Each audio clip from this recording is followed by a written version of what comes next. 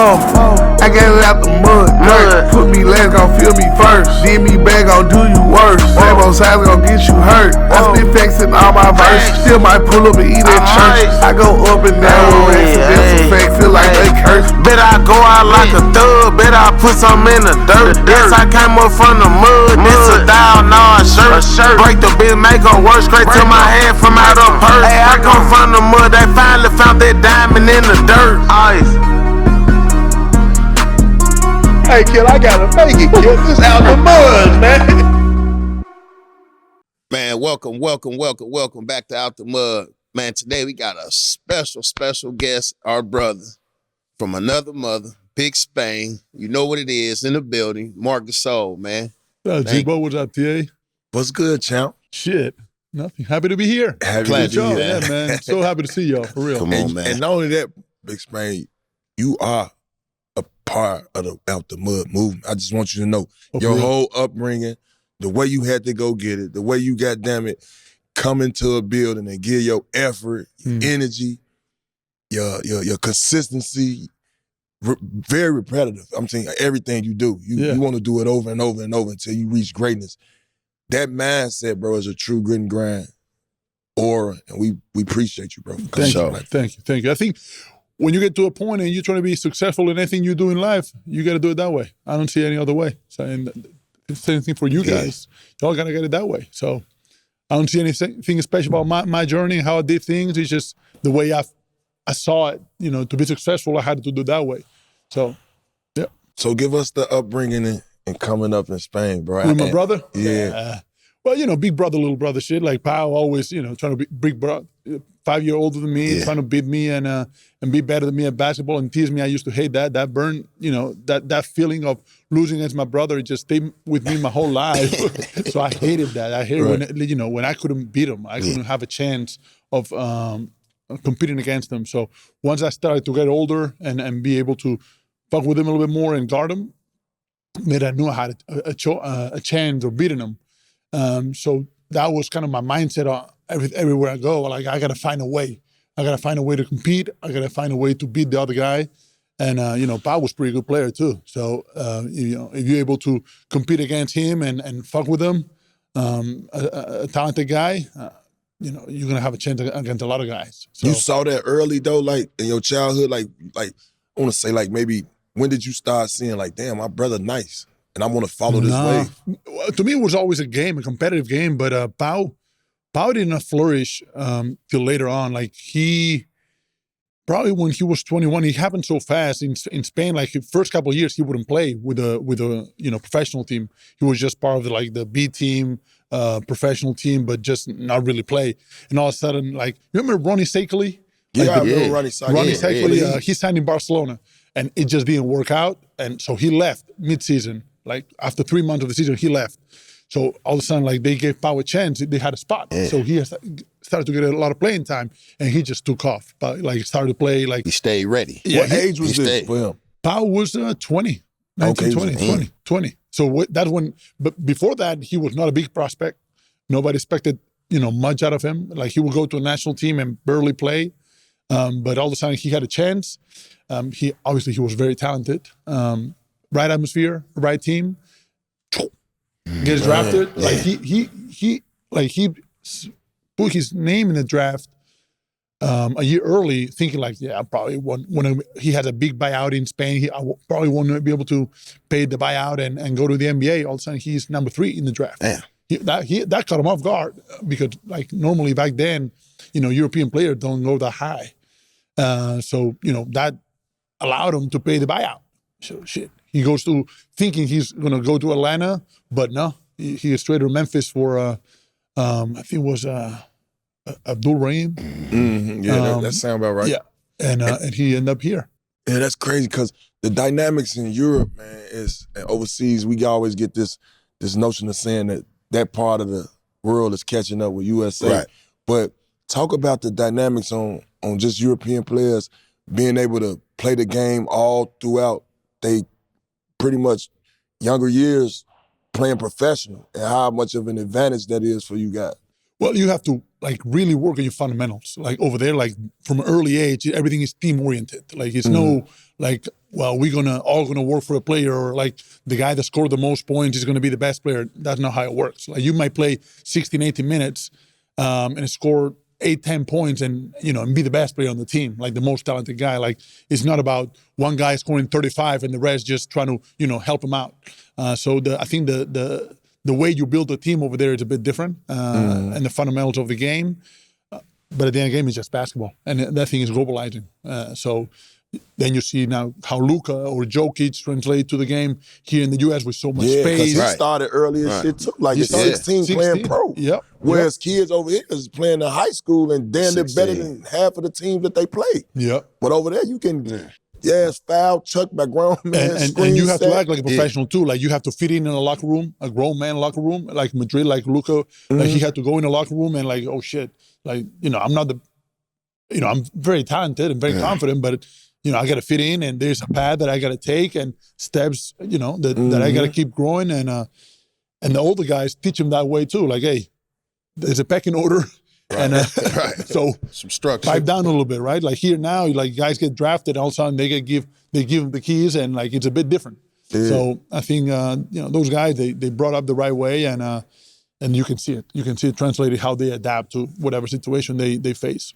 So with you coming up, like your introduction was basically over there was Pal when you was playing, because you started playing at what age? I started early. Like I basketball to me was always something that I enjoyed doing. Like something that I could be myself. I could express the way I felt or play the way I felt. So basketball for me was always an outlet from. I was not a great student. I was not the best consistent guy in school. So basketball was always something that I enjoyed doing. So. I started probably at 7 years old, and my parents played a little bit. So we always had a hoop. I always spent time playing. But then I got signed in Barcelona when I was 13. So 13, 14, 15, I'm in Barcelona, and then, Pau gets drafted. So we all moved to Memphis. So that was, kind of a shift. And at that time, obviously, I was no prospect. And when I came here, it was like a different world. I couldn't speak English. I didn't understand anything. I didn't know the culture. I didn't know anything. And what was that like? Like what was that like coming from Spain? A real shock. To the a real shock. A real shock. A real shock. But again, basketball did it for me. Like, allowed me to make friends. Allowed me to express myself when I didn't know the language, and allowed me to fit in and find my way. So my teammates, they were from Fraser, so they took me around the city and they showed me the way. Yeah, and they showed me the way, and to this day they like close friends of mine, because like they took care of me, when I didn't have anybody else. So they showed me the way. They showed me Memphis, and the things that I need to do here. They got you came over here. They bumping that old 3-6 mile. Yeah, Project Pat, baby. Crunk, that old Pete Pat. Yeah. Sure. So but when you came, you end up going to Lausanne. Yeah. And playing for the Lausanne. What's the Lausanne Lynx? The Lausanne Lynx. Shout out Lausanne. Shout out to the Lausanne Lynx. My kids spent a little time. I said, yo, kids spent some time. Pipe down now, killer. Hey, so you basically had to adapt fast, and by that time you knew, okay, I got to get myself in shape. I got to be able to compete. My brother is also holding the high standard by getting drafted so high. Yep. And it's like, I gotta follow that footstep. Yeah, I had to adapt, because at first, like, Lausanne didn't have a basketball program, right? Oh, like word? they weren't, they didn't want good. They weren't good. A bunch of kids that they weren't good. They only had the 2 guys from Fraser that they brought in with a scholarship. Right. That made them good because those kids could play. The rest of the guys were like not there yet. So at first I was supposed to go to White Station, but that was out of the area that Pau was looking for a house. So that's why I went to Lausanne. Yeah. We started building something over there. Like we Lausanne started winning a lot of games, obviously, but the level of competition was, like, to me, what I was used to in Barcelona was really low. Yes. I was averaging like 25, 30 points a game. See what I'm saying? Yeah. So that was too easy. So I started to gain weight, and I took steps backwards, probably in my player development. But I learned how to adapt. and how to, make it out, in different ways. And and that helps you too, because it's not only about, left hand, right hand, all those things. It's about how can you, see a path and follow it, or maybe figure out what you want to do with your life. So by my second year in high school, I had options to go to college, pretty much every college that I wanted to as a red shirt. Even Memphis State wanted me to go. Coach Calipari wanted me to go and play for them. Man. My parents wanted me to do that, so I stayed home with them. But it wasn't for me. I knew, like, at that time, like, I got to go back. I got to start over. And, I got to make my own way. I got to create my own path, because this is, like, my family path. That's what Pau is doing. He's going that way, the Memphis and the American way. I got to go back and start from scratch. So that's why I went back. So you always knew that you wanted to go back. So it was never thought about college. Just straight, I'm going to go back and do my own way, do my own route. Try to get to at that point. That's how I felt, and that's how I felt, and I could live with the consequences of not working out if it was my decision and for my reasons, and that's how I felt at that moment. It could have went different ways, but it worked out. Yeah, and that's interesting when you say that, because it's like, damn, if I had a big brother, I ain't gonna lie, I'm going down with my big brother. We riding these whips. We turned up. I got all the chicks in the high school, man. It's a different mindset, right? So for bro, he like, hell no, I want my own lane. And so when I say the out the mud moniker, it's like, bro, you went back like, hell no. The hell with colleges. I'm going back. Grinding shit out the mud. And talk about going back with those experiences in playing professional basketball. Don't get me wrong. I did take the escalator a couple of times around Memphis. Hey, let me try this. I'm pumping a little flip. I can do this. This is the way I went ball. I did take the escalator a couple of times and got a couple of, fender benders, but it's okay. It's okay. He forgave me for that. He understood. But yeah, it's just, I think you gotta, like I said, like live with your own decisions, right? And at that time, it felt right to go back to Spain, start from scratch, start like what I was saying, in a professional atmosphere. Barcelona gave me a chance to be part of the professional team that won the EuroLeague the year before, and the coach saw me play. During the summer, and I was completely overweight, and said, like, look, you know what? I see something in you that I like, and I want to, build you up and bring you in and develop you. And I'm like, yeah, sure. My dad made me like sign a contract the first year, like, okay, you can go pro, but you're not gonna get paid, because he knew that the NCAA didn't allow you to get paid and then come back. My dad thought that I was gonna fail. I said, well, if you fail, you can still come back and go to school here in the States. Well, that was his thought, right? But, thankfully it worked out. I stayed there, figure out a way. Like, guys in that locker room, some of them, they didn't really like Pau. So they thought, how I was, and they treat me a certain way.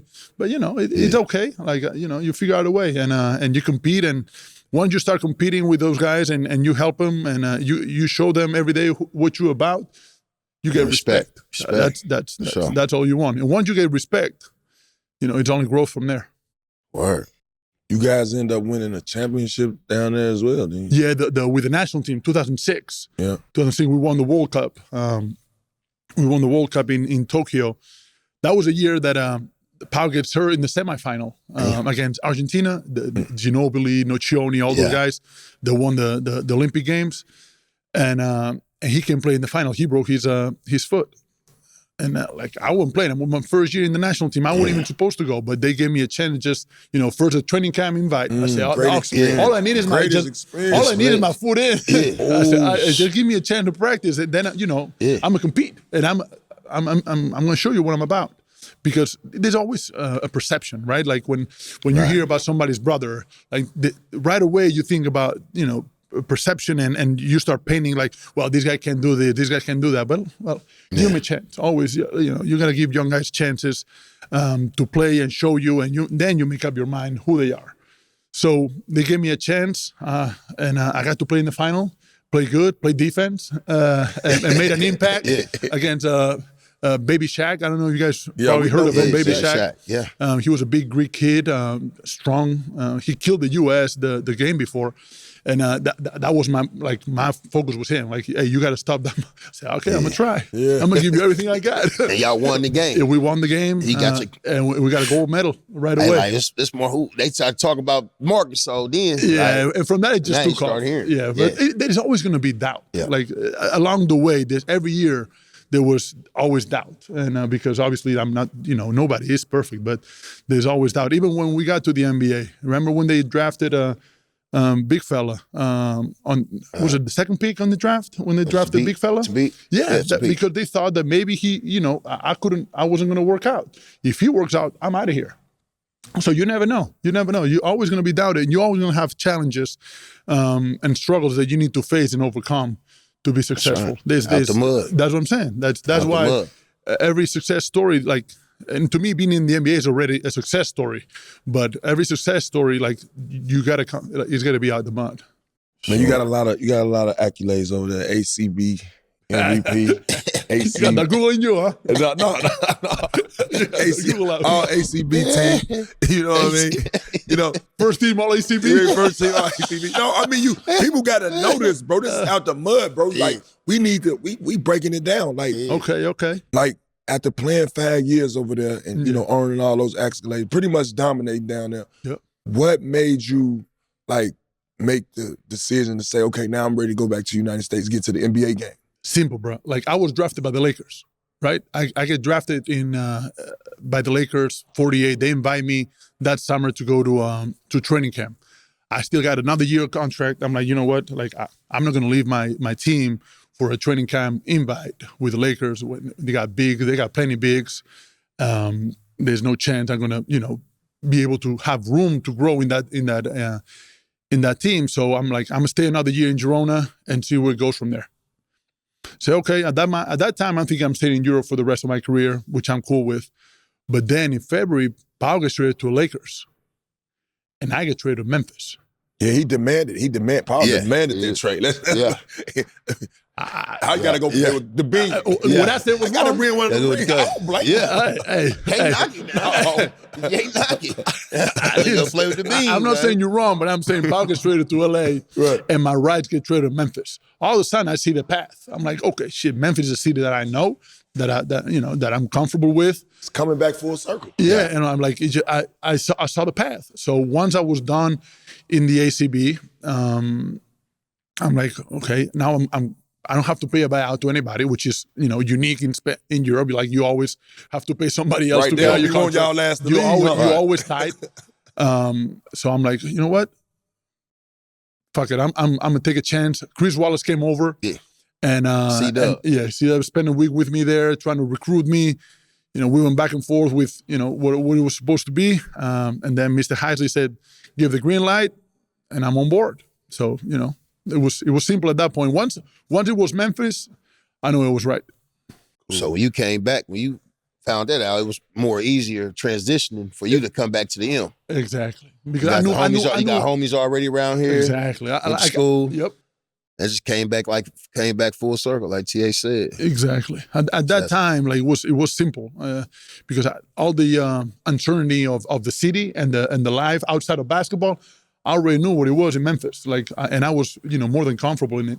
So I'm like, okay, I only got to worry about basketball. The rest, I already know. So your rookie year, man, you obviously, what you made, second team all rookie, right? Maybe. Second team all rookie. You shot 53% from the field that year. I was. Let's just say you had a great rookie year. Yeah, right. What was the moment where you felt like, damn, the league is the league? I gotta be on my shit. Did anybody bust your ass? That's what we want to know. It was two guys that were that made it tough for me always. So one was this guy right here because Mac Bo on the right block. Yeah, he always made it tough. He it's different game, different spaces and they know how to play and they use their body so well. And then was Al Jefferson too. Those were the two guys that was always so hard to guard just because their skill set and how they use their body and your strength against you. And to me, those Zebo and Al were the two toughest guys for me to guard, just because they had the face-up game, and then all of a sudden you cannot use your strength against them. and then they know how to play the angles, and it's not about jump or anything like that. It's just about technique and quick hands, and they had to me they were the two toughest matchups. Thankfully, I played with one for 8-9 years, so I was good. So yeah, I remember against Al in it was he fouled all of us out. We got 3 sets. Man, he get you all of us. He wasn't doing the pump fake. Man, he was doing everything, bro. We couldn't touch him. He was playing Minnesota. We couldn't touch that guy. We looked at so we got no centers left. Yeah. How many fouls you got? I got 5. Yeah. I got 6. We all were out. But yeah, there was the 2 toughest matchups for sure. I want to ask you about the game. I know you played, both games. What do you feel the game, overseas game and American game? Like, how do you feel about that? I mean, you got some people that says, the foreign players got more skills than American players, and their games, they didn't caught up with the American players. So it's a bunch of theories out there. How you feel, bro? I think it's somewhere in the middle, right? Basketball is just playing to the strength of your players. Like, obviously here players are, extremely talented basketball-wise and athletic. So physically, they're very talented as well. So the rules of the game allow them to showcase that. In Europe, like, it's different. Like you can have a player sit on the paint the whole game. You don't have 3-second violation. You can have a guy there. So all the athleticism, it's harder to showcase. Yeah. So you have to figure out ways to maximize the talent of your players with the passing, the cutting, and the screening, executing the game. So I think it's somewhere in the middle. Yeah. Like to me, it's not one way or the other. Like it's like, okay, what do I need now? And who we are as a team, and what do I need, right? Yeah. Like if you have a guy like Steph Curry, you're going to maximize his talent, right? Or a guy like LeBron or Giannis, you're going to maximize their talent. So you're going to adapt and create the whole system around, about what they do best. So I don't think there's one way to play the right way of basketball. It's just obviously having standards of how you're supposed to play and having rules in place for the guys to follow, especially when things don't go right. But at the end of the day, it's just hoop and compete. So, today's game, the way it's played, it's an up and down pace. Right. I'm thinking they trying to emulate what's going on in Europe because they want this fast pace, shoot three. But a lot of these teams, bro, don't got the personnel for that. Yeah. And so when you don't got the personnel for that, I just want to know, like, I'm not caught up too high in analytics neither, but do you like the game with all these threes being shot with knowing you a post player? Yeah, I like that hard. I mean, if you got the right personnel for it, yes, I don't mind it. I want to get the best shot every time. If it's a mid-range, it's a mid-range. If it's a post-up, it's going to be a post-up.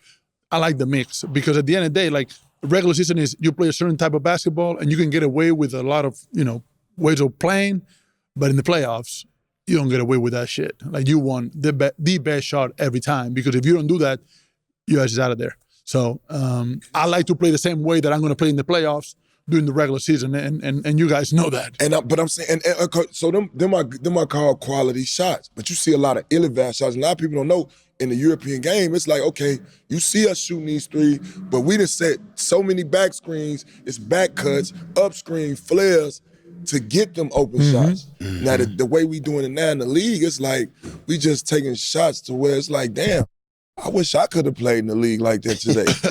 it's more of reactive basketball, I believe. Like the way, I'm open, I'm gonna shoot it.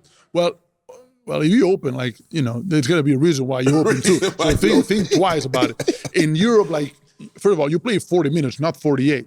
So you don't have as many possessions to waste. So every shot values more.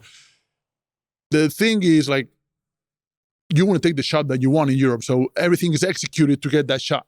Once you're taking that shot, everybody else working around it. So the guy is crushing from that angle. That guy is going back on defense. Right now here, it's more free flowing and everybody, at any time can shoot it or can drive it. So it's read and react a lot more. So it's, to me, it's a different style. But when you get to the playoffs here, I think it gets a lot closer and executing and possessions mean a lot more. Defense, you see taking a step forward. You see communication, rotation also shortens a lot. They don't play no 15 guys. They play eight, 9 guys. What 8, 9 guys they're going to play?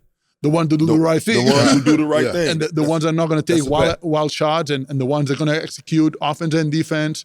So at the end of the day, like I said at the beginning, right? It's just basketball. What kind of basketball? Playoff basketball. Mm-hmm. Meanwhile, we're going to jump back into the Memphis. Now tell me about when you've been out, did all the time in Spain, come back to the league. You put in, you obviously got accolades early. Tell me what it meant for the Grizzlies to invest in you and, sign your first lucrative deal for the $58 million. That was the lockout year, too. That was the lockout year. So it was lockout year. That was the lockout year. That was the lockout year. So yeah, I'm a loyal guy. So it was working here. I'm not going anywhere. I told Train that. I told everybody that. I'm not going to have a meeting with anybody. I don't know if I can have a meeting with anybody. I don't care. It don't matter to me. I'm happy here. I like what we're doing. I believe in my guys. I'm moving on. And so to me, it was never about the money. Like it never been. Like it was more like if I do everything right, everything's going to be taken care of. I'm not a religious guy, but I believe in basketball gods. And if you do everything the right way, basketball gods. I mean, if you do everything the right way, you have a very good chance of everything working out and you being set. And by that time, you and Train had probably established a solid relationship at that point. How was it like playing under Train? I love Train. He was like, at the beginning, the first coach that we had here, Averoni. Marc Averoni. The little short coach. Yeah. Shout out to Averoni. I like all the Averoni. Yeah, he was trying to do things more modern probably. Probably would have worked out now with the teams that we have now, the way they play. Yeah, because he came out under D'Antoni. He was under D'Antoni. That's he right. was under D'Antoni. So they was on that shoot before 2018. But the personnel didn't match. Right, and we were a young team. We didn't have no core values. We didn't, help each other. We were just wild, and everybody was kind of making it on their own. And so that wasn't working out, and I was frustrated. Like the first 3-4 months, I'm like, this might not be for me. I'm not used to losing like this. I'm not used to like people not caring about winning or losing. So, you know what? I'm not sure. But then in December, they made the change and Train came and man, that was finally he was speaking a language that I understood. Like, okay, now everybody's accountable. Young guys, Rudy and OJ, hey, y'all can score 20, but if y'all play that kind of defense, we're not going to win. So, y'all got to give the effort in defensive end and yeah, everything changed. Everything started to make more reason and to me and I loved it from day one. So once he, remember when he left. The way I am, that messed me up a little bit because, like, man, I could not get him to stay, and I could not make it, continue what he built, and I thought, at that time, that he should have stayed. He should have stayed because he was doing great, and I thought everybody was doing really good. I mean, shit, we were conference finals. Yeah, we did. We had some runs. Some great years, man. Some real great years. You eventually became all-star after that contract. Yes, sir. You know what I'm saying? Yeah, tell me what was it like becoming first all-star appearance? You know what? I remember with the guys, first, like, you don't feel like you belong the first time. You're like, what the hell am I doing here? Everybody's talking and everybody know each other and you just, like a rookie again, all over again. Oh, yeah. And one of the guys, I think it was Chris Paul, said, are you nervous? I'm like, no, basketball. Yeah. Say, you're going to be nervous. You're going to be nervous. I said, okay. Man, when I got on the game, my motherfucker came and felt like I said, what the fuck? I couldn't feel the ball. What the fuck am I doing? But, once you see the first one go in, I said, relax. That's crazy. You mean, both of y'all been all-star. I ain't never been all-star, but I can imagine. I was the same way, nervous as crazy, shit. though. Like crazy because it's something that you watch for so long. I know, bro. You around the greatest players in the world, bro. I was nervous too, bro. I feel you. I was just like, that too, like the ball didn't feel right. I don't know if it's the warm up, like you don't have your own routine, like you be standing up for like 3 hours, but like it don't feel right. Like basketball is about the feel. Was it competitive? Though? Oh, it was competitive now. Because that's the big thing now. The All-Star game is not competitive now. Like how do you view that? Like how Bean was on our team. Kobe was on our team. So he demanded it is competitive. Okay, it's a certain. It is competitive, and you know how I am. So I'm a try to be competitive. So every game I played in 2 or 3 of them. So every game I played in the All-Star, I'm gonna make it competitive. Even one with my brother, he's trying to hee and ha man. He ain't doing all that hee. I'm going at you. Yeah. I'm playing defense. I got 6 fouls. Oh I don't care. man. So what you think that? Because a lot of players saying like, all right, we do a lot of things for the NBA during that weekend. By the time we get to the game, we pretty much tired. What you think helped the game get back to being competitive? It's got to come from within, like the competitive nature. Like if you bring it, like eventually the game's gonna be competitive. Now, if you're gonna just lollygag, it's kind of like the cool kids. Like nobody wants to look bad and steal it for trying. Right. So I think it's got to come from within. Like the fact that you're gonna pay them more is not gonna change anything. Those guys make so much money; it don't matter. Right? They're all stars. It's the fact that if you say like, well, the winner gets, home court advantage. That's 5 months or 4 months, down the road. They don't care about that. So it's going to come from within. Obviously, you're an All-Star weekend. You're going to have your fun. You're going to have friends. You're going to go out. But Saturday night, you go to bed and you get ready for a game. And you try to, like, the morning of Sunday, have a free schedule so you can rest a little bit and get your shit together. So you go to play and try to win. And I think that's it, right? Like that's how you gain respect. If I play my full effort against you, I'm giving you respect because I'm giving you the best version of myself. If I'm not taking you serious, I don't think that's respectful. Talk about Memphis, man, and talk about how you felt leaving Memphis because you did so much in the community. I know.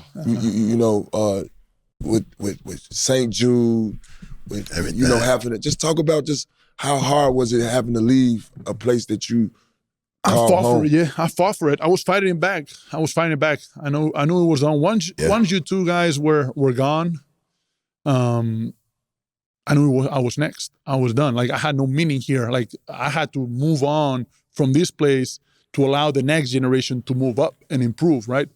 But that's a hard thing to accept. Like we built this. Like I don't want to leave my house that I built. I still can help you.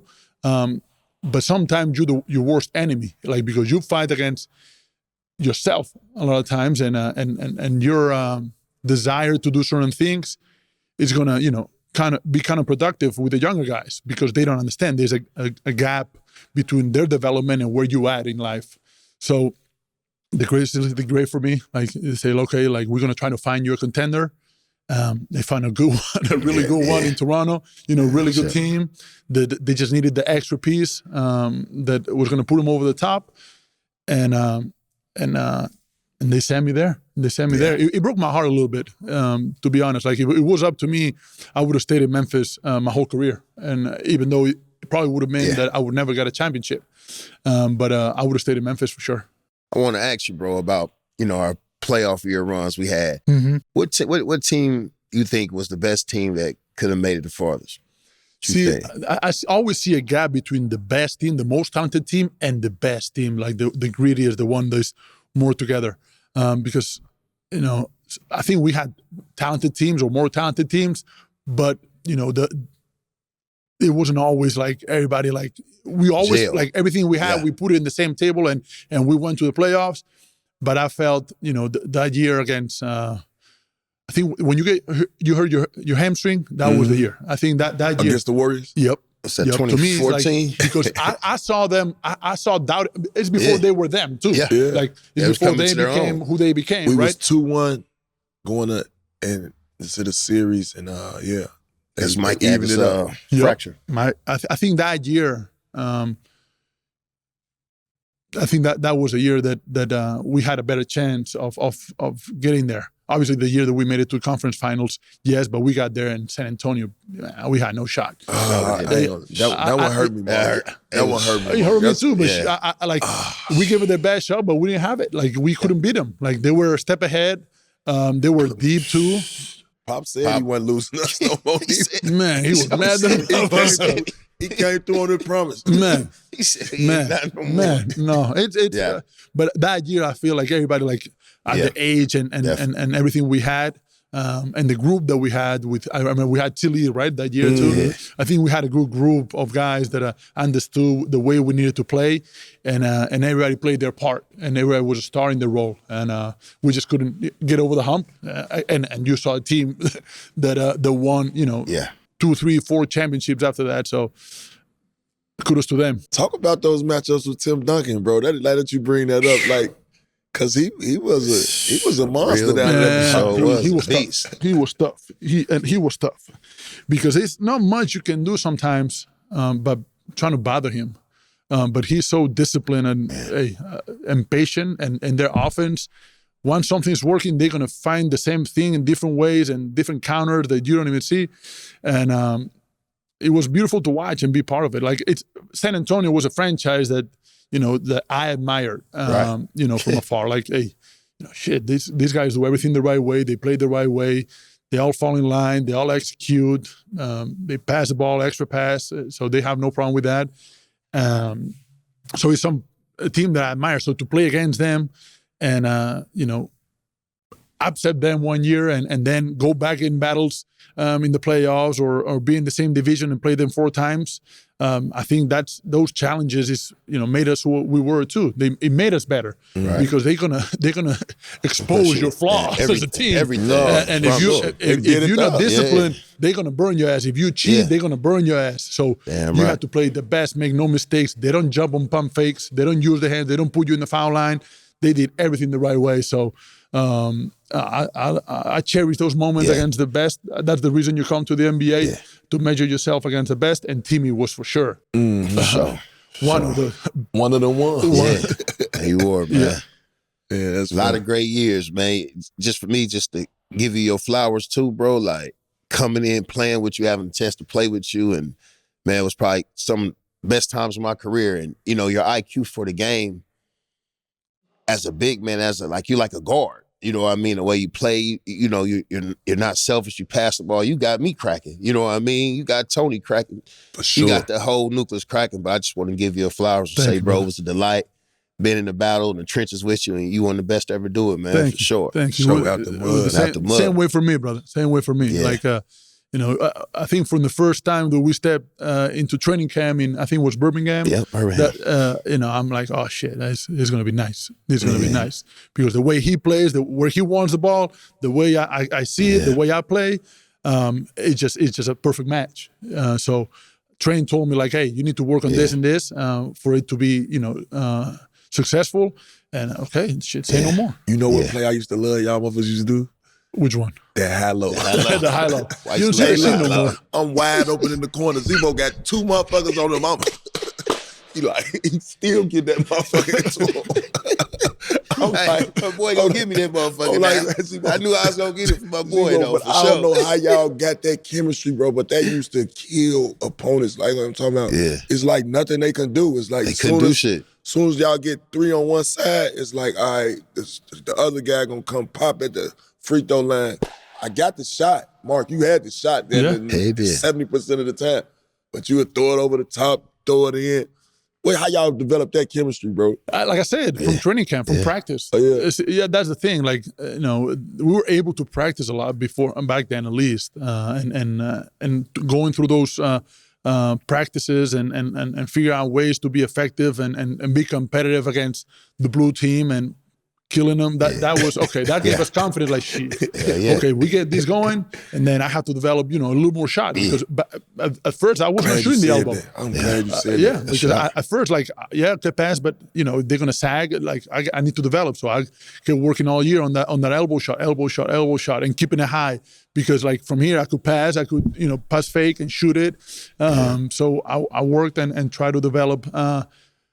Counters to the way they were playing us. So I try to be a step ahead. So I always had a tool, to attack the team or how they would play us. I used to see that. You gave it to him 3 times now. I didn't work. All right, no, not this time. Swing through upstairs. TA, get back. Hey, Hey, we all had a role, killer. You know, we all had a role. We all had a you role. already know it. Yeah, we all had a But role. no, when you were saying about the jump shot, though, I think once you left Memphis, you went to Toronto, and I think that was like the start of like the bigs being the trail big, and they can shoot three now. It's like we wanted you to do that in Memphis, and you was like, "Yo, what the hell?" I'm like, it's like you didn't really want to do it, but then happened to do it. Yeah, in Toronto. Yeah. They 5 out and with me up top, and they start pinning down. It's like a lot of motion. That way, I can pass. And first, you take the big out of the paint. If you have the 3-point shot, like you take the other big out of the paint, so there's a lot of space behind everybody, and everybody's used to guarding things a certain way and having the protection of the big. Well, once you bring the big out of the paint, well, the communication changes, right? Role defensively change. So, I just never liked do it to do it. Like do it because the game calls for it, not just be trailing shoot a three just because the numbers say it. That to me, like I always needed a basketball reason. Like and I want to take the shot that I want to take. I don't want to take a shot just because they sack off. Like, don't worry, I'm gonna take. I know I have it. Let me get everybody going, and then I'm gonna take the shot whenever I feel like I need to take this shot. But I always understood also the coach's side, because at that point, like analytics were being like thrown at you a lot more than we started playing, and they were like, well, Mark, but if you shoot it 10 times, well, 4 of them at least are gonna go in, and like we don't know that. Coming at you. Yeah, like, we don't know that. No, you don't know that. Basketball is a field game, and you can go 0 for 10 and you ice your game out of the game. Like let me get to the post, let me get a little bit a different feeling. That way, you keep the defense guessing it too, right? They don't know what to come at you with.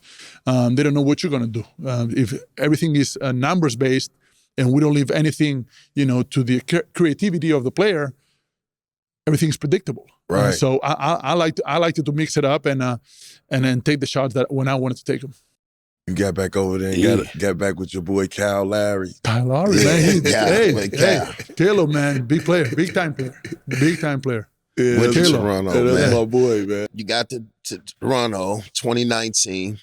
DeMar was there, been there trying to, get a ring, and you get there and they trade him, bring Kawhi in, everything. Cal, what that was like? I mean, I think once they traded for Kawhi, right, you saw a team that they were the win now mode, and they had the Jonas Valanciunas and Ibaka as centers, and they were trying to find a different type of player that fit in, with what they're trying to do, right? Because they felt like Jonas and Serge were similar players. Right. So, the option of me going up there became available, obviously, because, the Grizzlies made it known that they were looking to trade me and Mike. So once I get up there and I look at the roster, I'm like, shit, there's nothing to be said. Right. There's nothing to be said. Squad. You have a superstar, you have lead role players, you have a great bench with young guys that are hungry, you have a great coaching staff. There's nothing. Nobody needed to tell me what I was doing there. We all knew. We all acted like it every day, every game. Everything was like trying to build, that trust and confidence. And that's how we, that's how it went. It was pretty simple. And when you start fresh, a situation from Memphis that you weren't in or not, you have a lot of emotions and a lot of invested in a franchise like the Grizzlies. Once you go to a different place, which was obviously new to me because I was in Memphis for 11 years, having a fresh start was also different, and you have no feelings attached to anybody. You can be honest. You can be whoever you need to say to a teammate. You can say because they know there's nothing to it. Like there's no things from the past. It's just straight honesty, and that was I liked it. It was fun, and obviously trying to win it all. That was great. And you're a champion. When you got your champion, man, you got your ring. I felt like I won it with you. So I know. You were there. You all were there. Yeah. At times, I told y'all guys this last year. At times, like through the whole playoffs, my first 2 series, I had to be the defensive stopper. I was playing against Nick Vucevic, was the leading scorer for Orlando. Then I played against Joel Embiid, who was the leading, obviously, like one of the main guys in the league at that time. So I had a big TA role on that, right? And at moments they would tell, hey, Mark, you need to be more aggressive. So I'm like, shit, what would Zebo think about this? How would Zebo attack it? Like, I would try to get my Zebo mode a little bit, right? So in a way, y'all were there with me because, like, shit, who I am as a player is part of y'all too, because that's how we build it. So like I said, for me, like, winning the ring, that's why I engraved inside G&G. You did. Come on, man. G&G, big crime. All that. No, that was all that. Bro, I ain't gonna lie. I damn near cried when I saw that, bro. But it's true, though. It's fucked true. me up, bro. I'm It's like, true. damn. It's true. Bro, thinking about us, bro. Yeah. Cause you all know that was our goal, to try to bring that motherfucker here. Yeah. And so for you to do that, man, and go out there and you play a role, though. You play a role there. Yeah, and not only that, you got a chance to play with Kawhi Leonard, who was arguably at the time one of the best players in the league. Monster. Boy, man, You got a chance to win Kawhi. a shit with your boy Kyle Lowry, who he really wanted to be in Memphis. Yeah. Probably won't say it, but he At wanted the to beginning, stay in yeah. Memphis. But we were all young. But we were all that's young. what it says. Y'all growed and it came back full circle, man. And you put that G&G in there, man. It was big. But talk to us about, like, the comparison, like, in winning championships overseas and winning one in the league. Do you put one over the other, or how you look at that? Well, think about my championships in Spain is with the national team. Like, those cats, we play every summer together. Like, there's no changing, there's no things of that nature, right? Like, it's not a franchise, it's the national team, and you brought up together for so many years. I stayed the national team 2006. My last game was 2021. For 15 years, pretty much played, for the most part, with the same group of guys. One of them being my brother. Yeah, exactly. Pau played, he retired too in Tokyo in 2021. So it's a different type of thing, but it's very short. Like, you only play together for 6 weeks. So it's hard to not get along either, right? Like, because it's only 6 weeks. We all together, you play for like 3-4 weeks, and that's about it. Where the NBA, it's a grind. It's a long season. A lot of shit can happen, where things go the wrong way and you lose your chance of winning. Because in the NBA, you have a lot of excuses that you can make if you want to. Like, my body hurts, my coach don't play me. Yeah. Something happens at home that get you off of your focus. So a lot of shit can happen where, it's very unstable, the NBA life. So I cherish every year that we played because we stuck together, no matter what. Like, at all times, we could have made excuses just to quit. Never did that. Never. No once. But I want to ask you though, man, what it was like to play against your brother in the league. Like, I know from our experience, when you played against him, you always was ready, but when you played against Pal, you was super amped. Yeah. And Pal knew when he come to play you that he had to be ready because he know you was trying to go in his Don't talk to me that day. I would even tell the refs at the meeting before the game, I say, y'all better stay out of it. Y'all got to stay out of this. It's nothing. I think I recall you saying that, bro. Oh, for real. Like, I'm not bullshit. I would say every game, stay out of this. Has nothing to do with y'all. Let us hoop. They thought I was playing, though. I was not playing. That was hard, though. It's a pride thing. Like, obviously, like, you look back and you're like, shit, I played with my older brother in the NBA. We all did the jump ball in the All-Star game, that's East hard. against West in New York. Bro. That's tough. That's movie shit. Yeah, you don't see that. Yeah. That's why I say that's hard. Man, shout out to Pal, man, Hall of Famer, man. Dude. Shout out to Pal.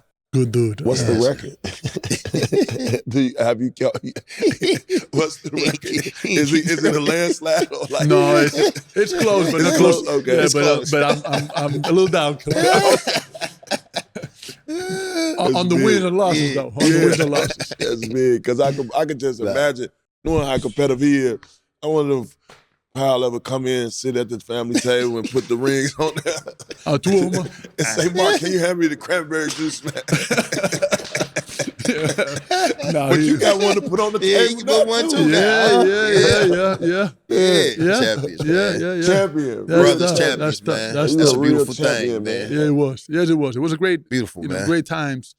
It was great times for real. And not only see that, y'all was very tight, but y'all got on the court, man. Y'all act like y'all don't know each other, but with off Pal? the court, with Pal, but off the court, y'all like that, it's big bro. So that's always love, man.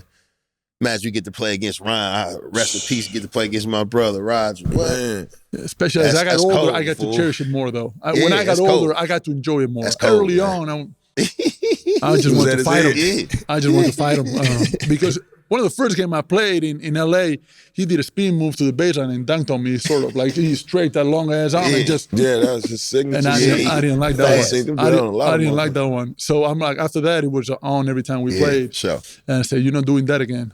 He didn't do it again. He didn't do it again. He like, he gonna foul the shit out of If him. I got to, yeah, for sure. Boy, I hit that motherfucker. Boy, I remember that.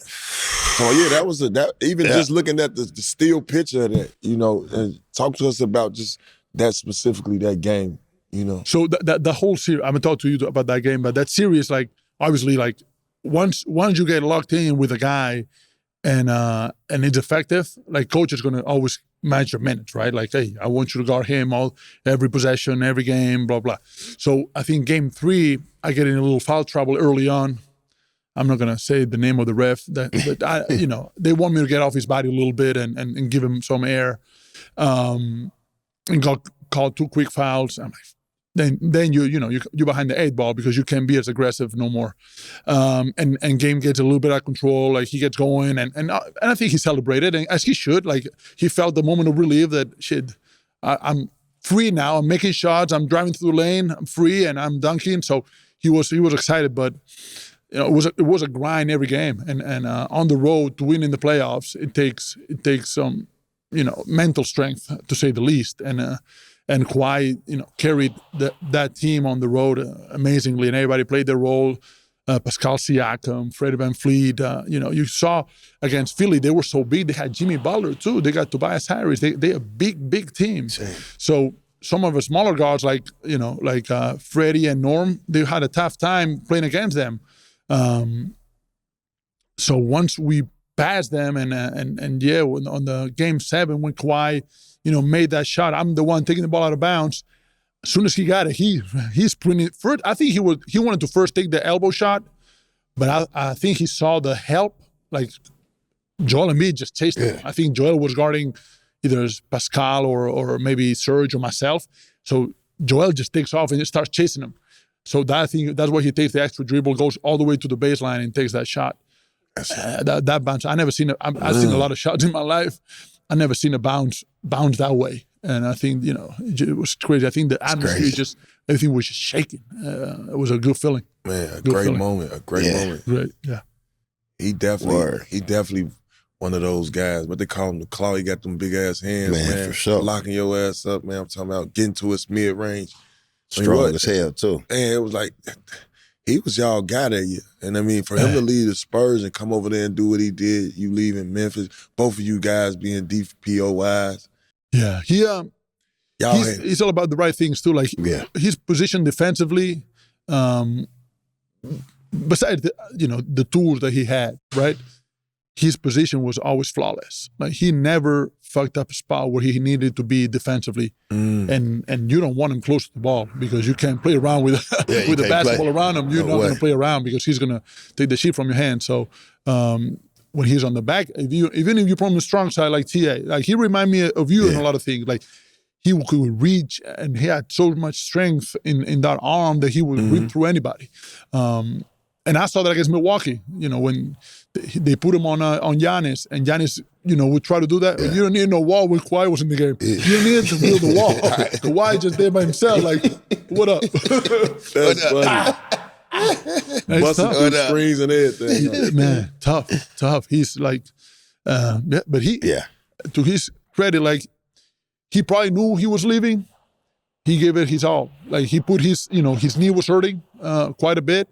He played through it, brought us to the promised land, and got us a championship. And that to me, that's the ultimate respect. Even though you know that you might leave, or your heart tells you that I'm moving on, right now, today, I'm gonna give you everything I got. And to me, that's all we got. Shout out to my boy Kawhi. That's Kawhi. Big shout out Kawhi, man. That's I got a huge ultimate respect. So ultimate respect. And then, I guess leaving Toronto, we go back to La La Land. Well, that was a COVID year. When we went in the bubble. Yeah. And I think the year after they were moving to Tampa because Canada was closed and they couldn't come in and out. Then I said, we're going to play in Tampa. I'm like, I don't know about that because like the team, like they didn't sign, they did not resign Serge. With me, they started not politicking, but like playing the game a little bit, like yes, no, we're not sure. I'm like, you know what, don't worry about it. Like I'm moving on. And Pelenka gave me a call, like, hey, would you play here? I'm like, yeah. I don't have much long left. But I'm on my last leg. I'm on the last one. And but it was fun. Yeah, I enjoy playing with Bron, being around those guys, and unfortunately, you get to the playoffs. As a team, you're not healthy. I caught COVID pretty bad during the year, and I kind of like lost my spot in the rotation. That starts messing with your mind. Like, well, maybe this is not for me anymore. Like when you cannot fight for your turf, when you as a man, you cannot fight for what you can bring to the table. That's when you start asking yourself, well, maybe it's time for me to move on and into something else. But yeah, I tried. Give him it all. It was not good enough. It was not good enough. So the USA and Spain game, man. You got the Olympics. So I got in foul trouble that game, and I told the coach, let me in, like allow me to stay in the game, and I got another foul. So I got 4 fouls second quarter, pretty much. I don't know if it was second quarter, third quarter, but then I couldn't play. I couldn't play until the end of the game. So that was tough. Both games against the U.S., the 08 and the 12, were close games. I think 08 was closer. That's when Kobe hit that shot and gave the silence moment to the crowd.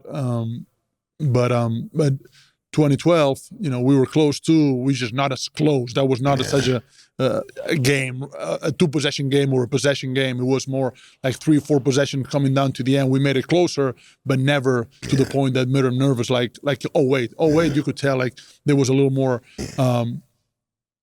anxiety in that group. Which game did Kobe run right through Powell? 08. 08. That was 08 Olympics. That's when when Kobe came up when there, Kobe, soaked the elbow. That's what I'm saying. So when Kobe came across and hit your brother, what was going through your mind? Get up, big fellas. Get up. Side out of bounds on the side. Get up. Get up. Get up.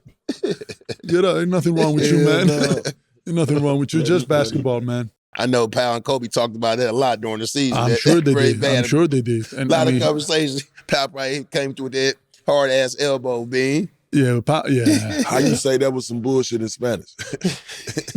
Eso fue una mierda. That's what he told Cole. No, Pau knew what it was. Yeah. Pau knew what it was. He came visit him, I think, that morning, too. Like, he came visit him. I'm like, what the fuck are you doing here? Hey, Pau, what up, man? Hey, man, hee, ha, ha. Man, first play of the game. Wow. Damn. All right. Come on, big fella, get up. Nothing wrong with you. That's funny. Damn. But yeah, that's it's a competition, man. That's how it matters. And obviously, they had to play their best to beat us.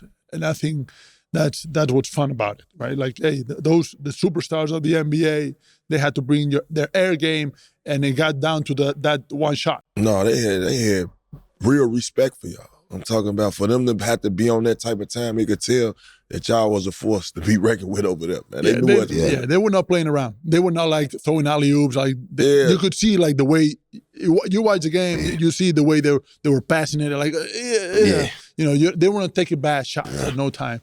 And that, to me, you lose that way, you can live with it. You shake their hand and you move on. Even though I wish we would have won, but we didn't.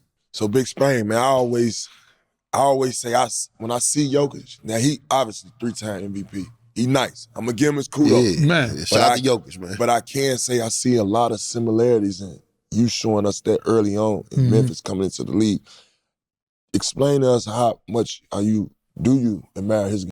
So let me tell you a story about Nikola. I first met his brothers. So I'm in a wedding in Serbia in Novi Sad. Brother's crazy in the motherfucker. Hey, I'm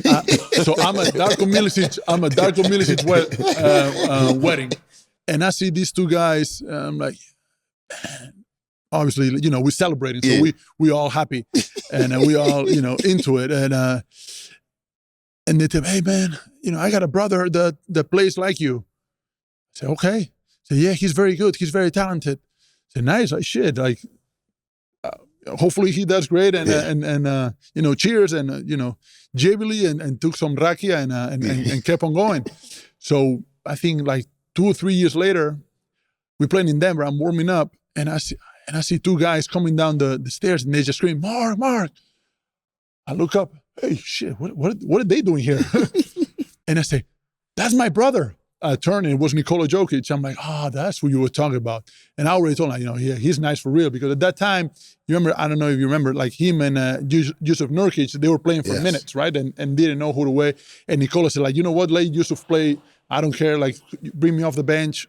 Play Nurkic as a starter. But eventually, obviously, they did the right thing and played Nikola. And Nikola flourished and became, I think, one of the all-time greats in that position. So I love watching him play. I see some of the resemblance of the things that he does, especially his reads. I just love the usage. The usage is like there's no play that he don't touch the ball. Like he's every trigger, and he has all the counters. Like, hey, we don't know what to do. They throw the ball to him, and everything just starts happening. So for me to see a franchise be successful and trust a guy like Nikola for that long and be, you know, productive, I love it. I love it. And not only that, the Joker, he can push you on that block and give you an easy 20. You know what I mean? Easy. Yeah, a lot of that block work too. Hey, you can't play him one-on-one. You can't play him one-on-one. Guys now are not that big to play him one-on-one anyways. So he's going to get you down the basket and start using his body. And he has, I think, and a great IQ. I never seen a touch like that around the basket, like so effective in different angles. Like, you know, he has hands like Zebo, but with the right hand, right? Like, how the fuck he made that? and then you can't double team him because he's going to find the open guy every time. That's been a formula. A lot of people just been saying we're gonna stick him one-on-one, stop off all the assists, try to box out. Unless you got a good defender on him and a very good defender on him, it's not. I don't think it's going to work. But it's you know, it's fun to watch for sure. So that rapid fire question really gonna be, we had Jaren Jackson up here. I know he was your rook at one point, right? Yeah. So we had him up here and we was talking about which era, our era and their era. I think they 2020 season and our 2012 season. Bro, he said he got us 4-1. We'll win one game. That's what he said on Aftermath. How many games they're going to sit out, though, He gave us one game, bro. How many games they're going to sit out? I don't think they play. All of them can't play. They don't play more than 3 games in a row. No, but hey, they talented. They talented. I don't know if they want it as bad as we wanted it. But those kids are talented. Those kids are, man, they do everything. Like you see Jaren, like he bringing the ball up, crossing over, Euro stepping, shooting the 3, step back. You're not supposed to do that, motherfucker. Right. You know, you watch Des, like they fun to watch. It's fun to watch them and the young guys. It's fun to watch them, but tell you what, they're gonna have to beat us. You're gonna have to beat us. They're gonna have to beat us, and that ain't easy. You know, we played against Hollywood before, and that didn't go so well for the other side. So they will have to play hard, and they will have to play different than they play right now. So who's your favorite player to watch now in today's game? Besides Mike Conley? I'm not watching Mike. I'm not watching Mike. I'm not watching Mike. Man, I love Mike Conley, but I ain't watching you, man. That's funny. My favorite player to watch, probably Nikola. Nikola, it's like, just because, you know, he reminds me of the way I see the game, the way I played a little bit. Luka, obviously, too, even though we don't play the same position. But I like to watch big guys or guys of that nature. So I think Nikola, if I had to pick one.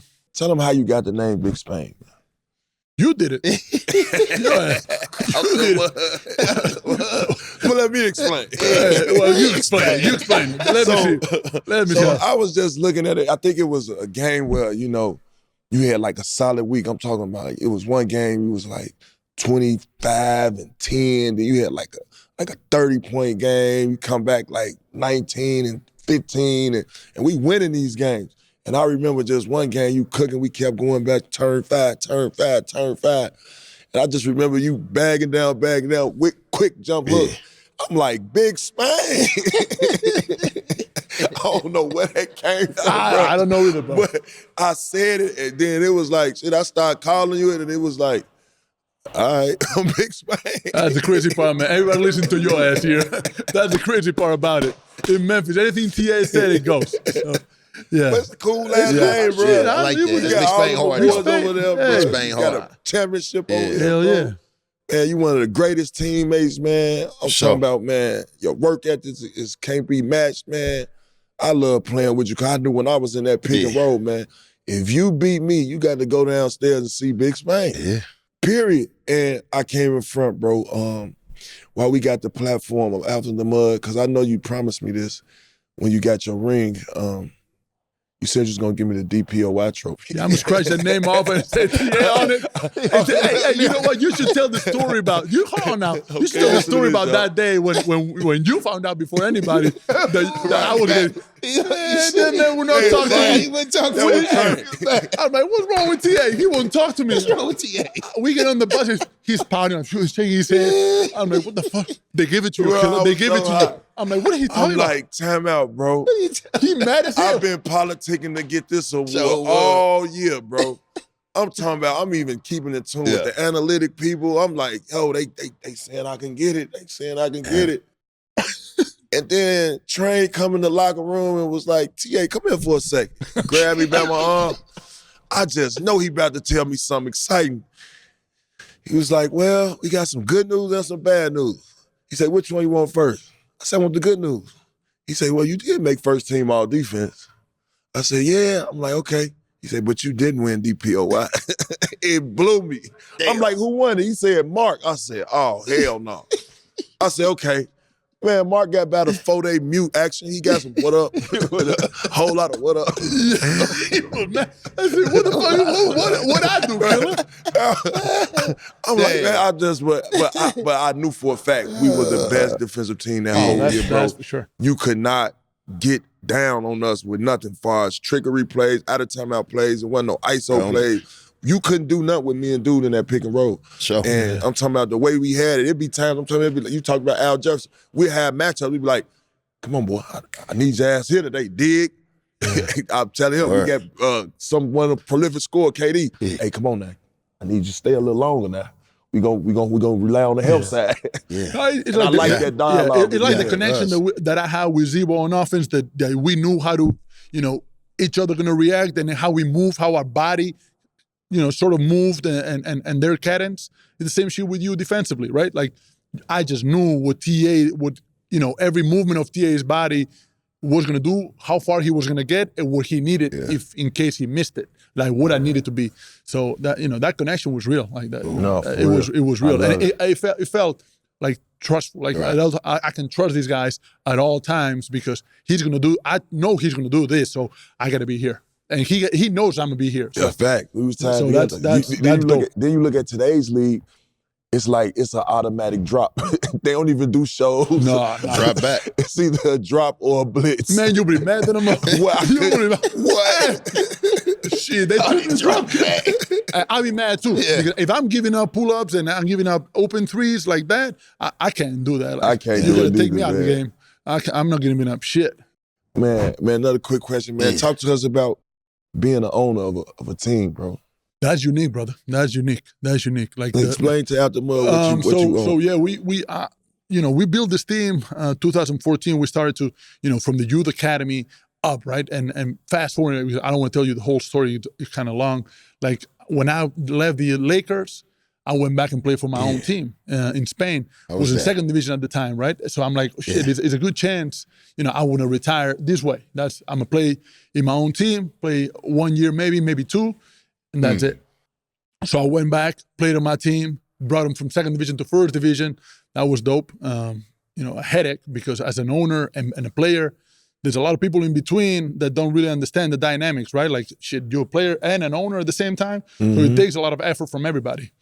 But we're able to bring it to ACB League, which is probably the best home league outside the NBA in the world as far as talent goes. And yeah, it's just learning, and it's learning how to keep my distance with the team as far as X's and O's go, but at the same time give them confidence and like give them guidance on the things that they need to do to be successful in the game. creating teams on the executive side to create revenue and what the business of basketball and sports supposed to be like.